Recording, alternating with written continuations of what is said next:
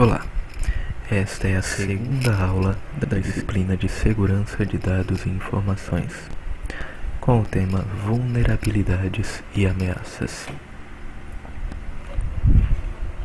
Vamos começar primeiro com o conceito de vulnerabilidades. Vulnerabilidades são pontos fracos de uma organização. Pontos fracos de um sistema são brechas de segurança, onde os ativos são suscetíveis a ataques, ou seja, eles podem sofrer ataques baseados nessas vulnerabilidades. As vulnerabilidades são fatores negativos internos e elas podem ser responsáveis pelo aparecimento de ameaças potenciais. Ameaças essas que representam possível perigo. Ou seja, as vulnerabilidades, elas são brechas de segurança que podem ser exploradas por ameaças potenciais. Vulnerabilidades por si só não provocam incidentes, pois são elementos passivos, necessitando para tanto de um agente causador ou uma condição favorável, que são as ameaças. Ou seja, se uma vulnerabilidade ela pode existir, mas isso não garante que o sistema será atacado, sofrerá um ataque e resultará em algum tipo de impacto. Para ocorrer algum incidente, deve existir uma ameaça e essa ameaça deve se aproveitar da vulnerabilidade existente, para aí sim provocar um incidente. Classificação das vulnerabilidades.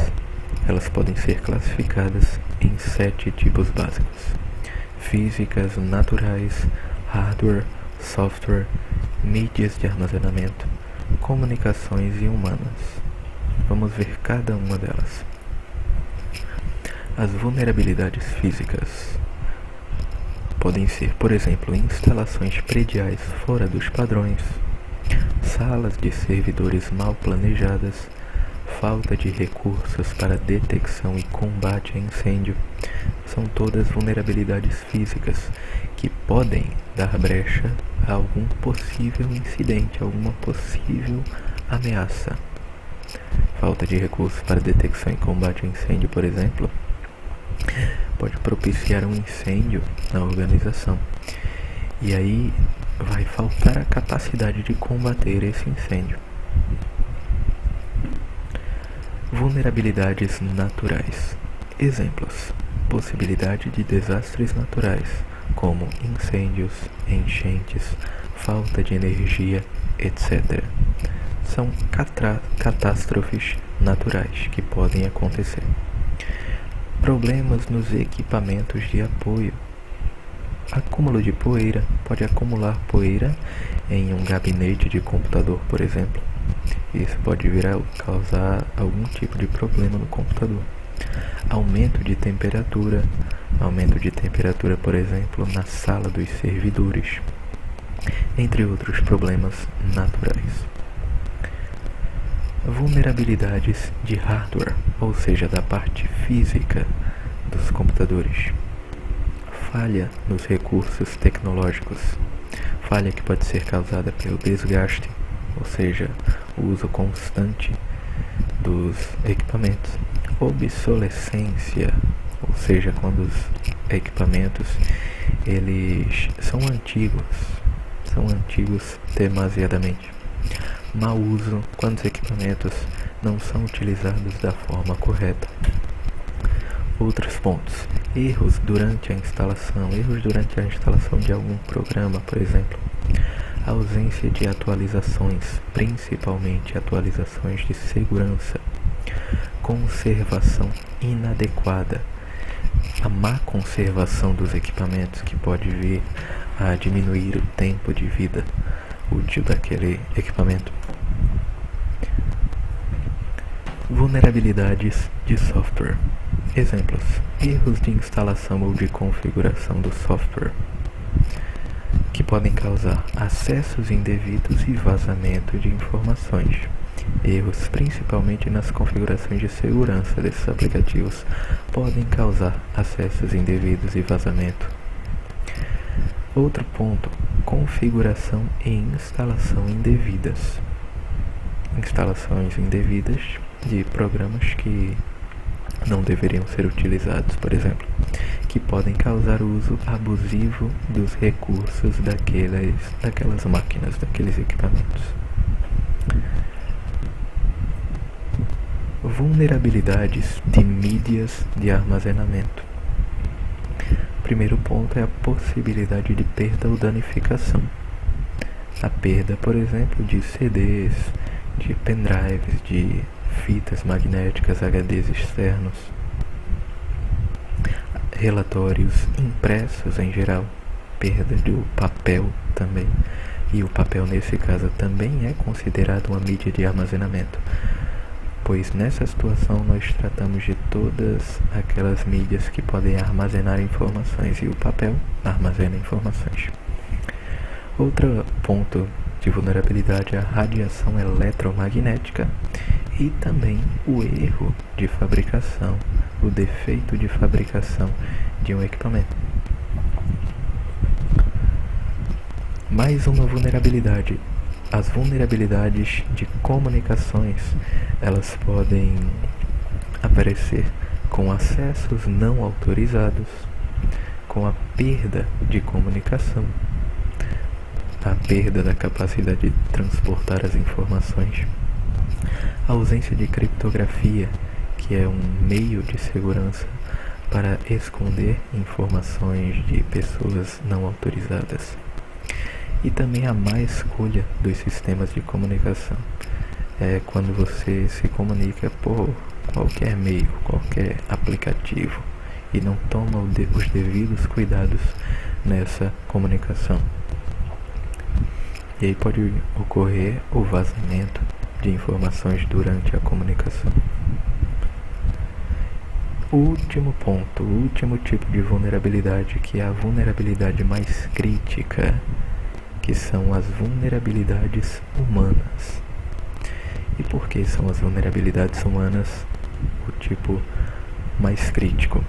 Porque elas afetam justamente o elo mais fraco da segurança, que é o elo humano. O ser humano ele pode ser manipulado, e por isso a vulnerabilidade humana é a mais crítica de todas. E pode ser ocasionada por falta de treinamento dos usuários, que podem utilizar indevidamente os recursos, compartilhamento de informações confidenciais, principalmente quando é utilizada a engenharia social, que faz uso do poder de persuasão, de poder de convencimento, de convencer pessoas a fornecer informações confidenciais.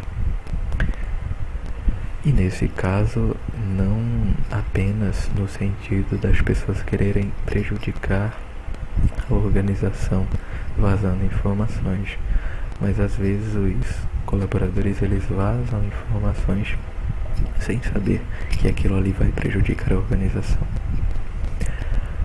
Terceiro ponto: falta de execução de rotinas de segurança. Vários usuários eles não executam rotinas de segurança sempre. Às vezes eles acham aquilo ali muito chato, desnecessário, e acabam pulando etapas, pulando protocolos. Outra coisa: erros ou omissões. E aí nós destacamos os dois: erros, que é quando o usuário ele executa alguma tarefa indevidamente, ou omissão, que é quando o usuário deixa de executar uma tarefa por medo ou algo do tipo. E o último ponto: terrorismo ou vandalismo, que pode ser resumido em sabotagem, greve, roubo, destruição, entre outros. E agora, na segunda parte, nós temos o conceito de ameaça. O que são ameaças? As ameaças representam perigo para os ativos. Lembrando que os ativos são todas aquelas coisas que possuem valor para a organização. As ameaças representam riscos potenciais, ao ambiente de TI e à continuidade dos negócios. Então a ameaça ela vai apresentar riscos, ou seja, probabilidade de ocorrer ou não. E ela é uma ameaça a aspectos básicos de segurança. As ameaças elas podem prejudicar os aspectos de segurança já implementados naquela organização. A ameaça é um potencial para violação da segurança quando há uma circunstância, capacidade, ação ou evento que pode quebrar a segurança e causar danos. É um possível perigo que pode explorar uma vulnerabilidade. Então as ameaças, elas exploram vulnerabilidades. E as ameaças, elas podem ser internas ou externas. Nós vimos que as vulnerabilidades são sempre internas. A ameaça, ela é externa quando um agente malicioso externamente, por exemplo, um cracker, ele tenta invadir o nosso sistema. E a ameaça ela pode ser interna, por exemplo, quando um colaborador que está insatisfeito com a organização tenta prejudicar a organização vazando informações. Classificação das ameaças. A classificação das ameaças traz 3 subdivisões, que são as ameaças naturais, ameaças involuntárias e ameaças intencionais. O primeiro tipo de ameaça são as naturais, que são na verdade os fenômenos da natureza, que são ameaças de incêndio, de enchentes, terremotos, poluição, entre outras ameaças naturais, fenômenos da natureza que podem prejudicar a organização. Ameaças involuntárias. Elas são causadas por danos involuntários quase sempre internos, principalmente aqueles usuários mal treinados, que não foram devidamente instruídos na utilização de determinado sistema. Então, pode ter ocorrido algum erro involuntário, ou seja, sem querer. Possíveis origens: falta de treinamento, acidentes, erros, omissões, entre outros. Terceiro ponto são as ameaças intencionais, que são ameaças propositais. Diferente daquelas que são sem querer, as propositais são de propósito, são ameaças por querer. Então, essas ameaças elas podem ser praticadas por hackers ou crackers, invasores, espiões, ladrões, incendiários, entre outros. Nós vamos ver daqui a pouco a diferença entre os hackers e os crackers. Alguns exemplos de ameaças: funcionários insatisfeitos, que são aquelas ameaças internas que eu citei anteriormente, vírus, acessos locais indevidos, pirataria e pornografia, também podem inserir softwares maliciosos nas máquinas, divulgação indevida de informações, alteração indevida de informações, fraudes, roubo ou furto, lixo informático, falhas de energia, vazamento de dados, sabotagem e vandalismo, espionagem industrial, acessos remotos indevidos. Todos esses são exemplos de ameaças. Meio que um resumo das principais ameaças. E uma dessas ameaças são os códigos maliciosos. Os códigos maliciosos, eles são programas para computador. Programas como outro qualquer que nós utilizamos. São softwares. São softwares que na verdade apresentam um comportamento malicioso, ou seja, que buscam fazer mal. Têm a intenção de causar dano ou roubo. Podem, por exemplo, destruir informações ou roubar informações. E os códigos maliciosos, eles são representados pelos vírus. Um exemplo de código malicioso é o vírus. Os vírus são os mais representativos dos códigos maliciosos, e os objetivos básicos dos vírus são sobreviver e reproduzir. Então, como o próprio vírus que afeta o ser humano, os vírus que afetam o ser humano, eles também buscam sobreviver e se reproduzir, aumentar em número, e possuem funções maléficas, que são as funções de destruir ou modificar arquivos. Então, os vírus de computador, eles destroem ou modificam arquivos, eles fazem alterações maléficas no sistema. E a infecção, ela se dá pela execução do programa infectado. Então, se o usuário fez o download de um vírus, por exemplo, que veio anexado em seu e-mail, ao fazer o download do vírus, o vírus não vai ser ativado simplesmente pelo download. Ele precisará ser executado para aí sim destruir ou modificar os arquivos. Então você pode ter um vírus no seu computador sem que você ative esse vírus. Para ativar um vírus, ele precisa ser executado. Outro tipo de código malicioso é o cavalo de Troia. E os cavalos de Troia, eles não são considerados vírus, pois eles não conseguem se replicar. Eles não se multiplicam, diferentemente dos vírus. E o funcionamento dele é basicamente parecido com o que aconteceu no cavalo de Troia da história de Troia, que é quando aquele cavalo de madeira foi dado como um presente, só que na calada da noite, de dentro daquele cavalo surgiram inimigos que prejudicaram aquela cidade. E o funcionamento do cavalo de Troia do computador, da informática, ocorre em 2 passos. Primeiro é a introdução no hospedeiro, que é quando o cavalo de Troia ele entra no computador de destino. E após isso, ele é processado por um usuário, ou seja, ele deve ser executado também. Tanto o vírus quanto o cavalo de Troia, quanto qualquer código malicioso, ele precisa ser executado para aí sim executar, para aí sim cumprir as suas funções maliciosas. E as funções maliciosas do cavalo de Troia podem ser a instalação de keyloggers.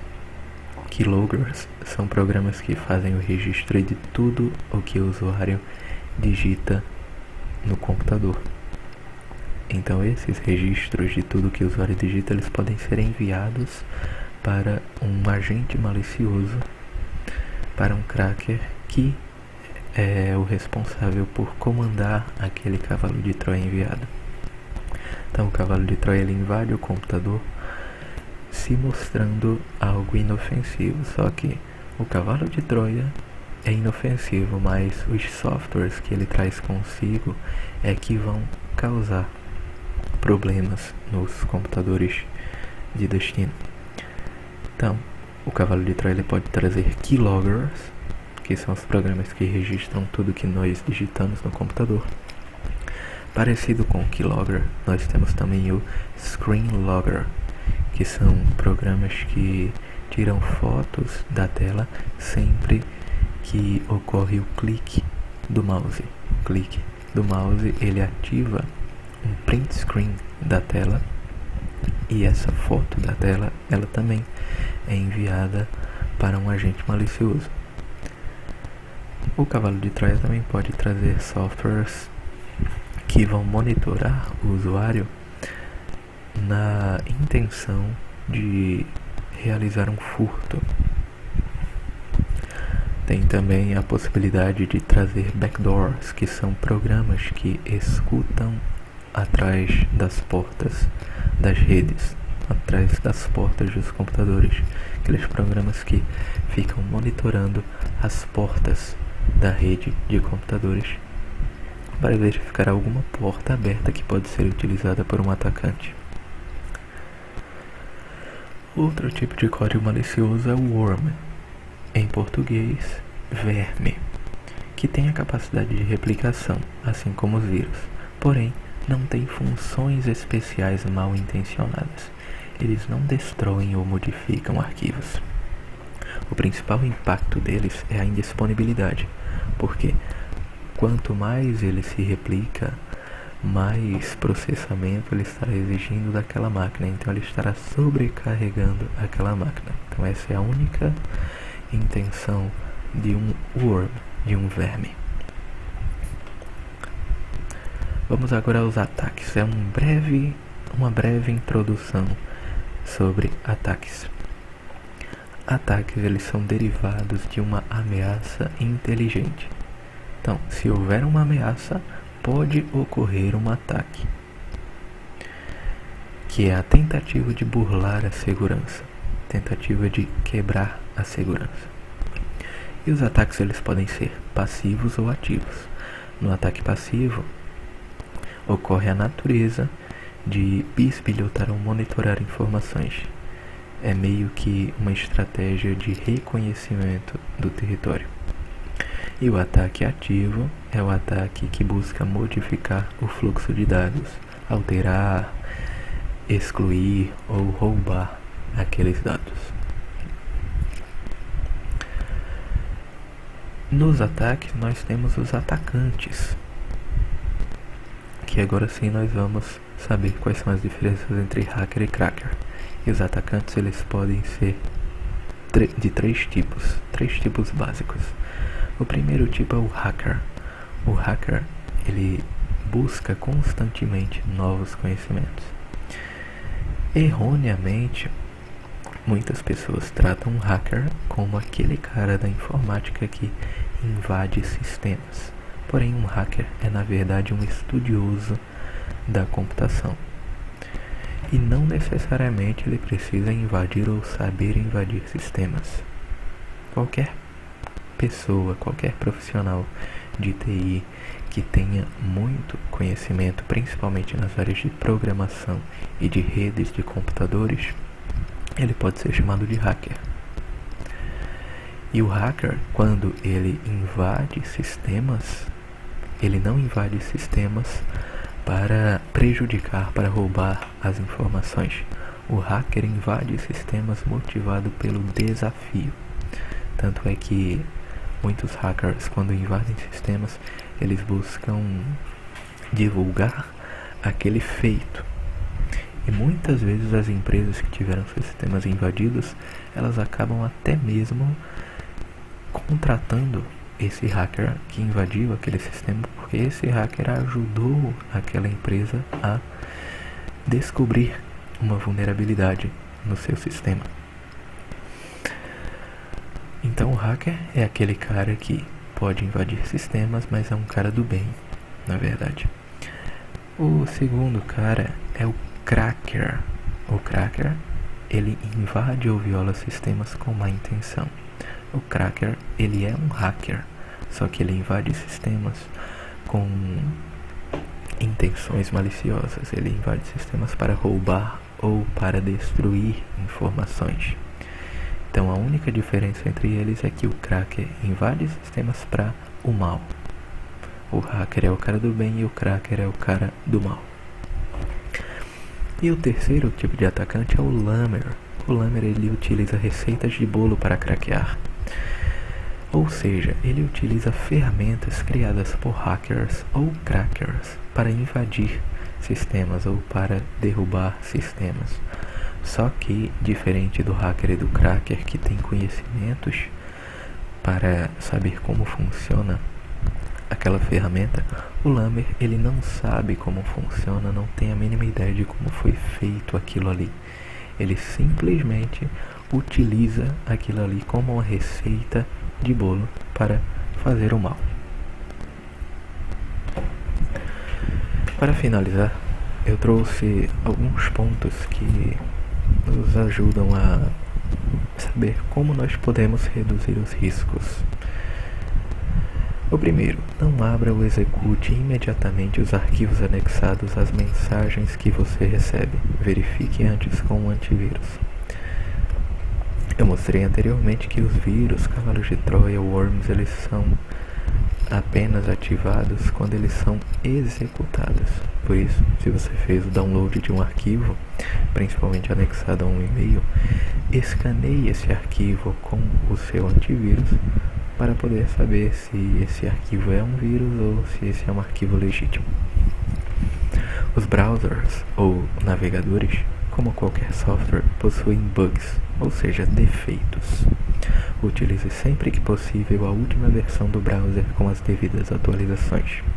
Não apenas do browser, mas de qualquer software, porque as atualizações elas são melhorias. E essas melhorias, elas muitas vezes são melhorias direcionadas à segurança desses aplicativos. Então é sempre importante manter os seus softwares atualizados. Se usar um site provedor de e-mails, o cuidado também deve ser grande.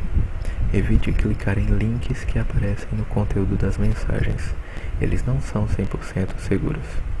Os links podem ser links para sites maliciosos, como por exemplo nos e-mails de spam. Eles podem trazer um e-mail, por exemplo, de um banco, só que um e-mail falso. Desconfie de mensagens que mostrem muitas vantagens no campo assunto. Trata-se apenas de uma armadilha via e-mail. Uma armadilha que tenta induzir o usuário a fornecer informações pessoais. Quando estiver em sites de trocas de mensagens instantâneas, bate-papo ou sites de relacionamentos tipo Facebook, evite divulgar informações pessoais. Quadrilhas de bandidos usam esses sites para fazer amizade com os internautas, saber mais de suas vidas e depois ameaçar ou cometer crimes. Então, todo cuidado é pouco. Não evite divulgar sua vida pessoal em demasia nas redes sociais. Evite baixar programas de sites desconhecidos.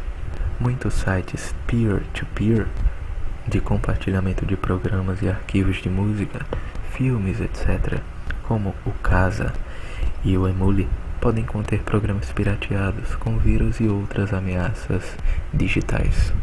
Então, quando você for baixar aquele joguinho via torrent, é importante ter noção de que esse download ele pode conter vírus ou outras ameaças.